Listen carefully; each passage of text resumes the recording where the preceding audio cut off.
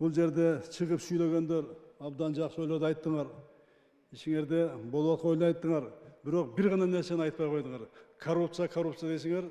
Коррупцияны ким тоскоолдук кылып атат? Ким ошол кайсы министерство ведомство, кайсыл адам, ким, кандай жол менен тоскоолдук кылганын айткан жоксуңар. Бул айтылыш керек.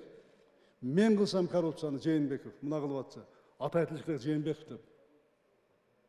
Же башка министерство ведомство бирок кылып атса, аты айтылыш керек. Анан оңолобуз. Жок, дагы эле сен мага тийбе, мен сага тийбейин деп жүрө берсек, коррупция, Кыргызстанда коррупция көп, толтура коррупция, каяка барсаң коррупция дей берсек, атын айтпай. Анда оңолбойбуз. Урматтуу агайын туугандарым, оңолбойбуз анда. Мына мен өзүм айтып атам, президент катары. Муну мен каалап атам, оңололу деп. Мен баштап аткандан кийин, мен айтып аткандан кийин, баарыбыздын чогуу атын айтыш керек. Акча сурап атышын жаз бизге. Азыр интернет сайттар бар. Атайлы отдел түздүк каттар боюнча. Саббезде түздүк, аппаратта түздүк. Ар бир катка реакция кылып атабыз.